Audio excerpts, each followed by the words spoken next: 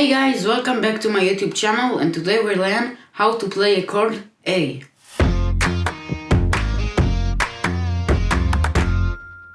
An A chord is a chord that is played on a guitar in the key of A. It is made up of three notes, A, C, and E. These notes can be played together or individually. So the A chord it's like that. The free finger on the fourth string here, like that. And the second finger on the third string, like that. And the three finger on the second string here. And that's what we got.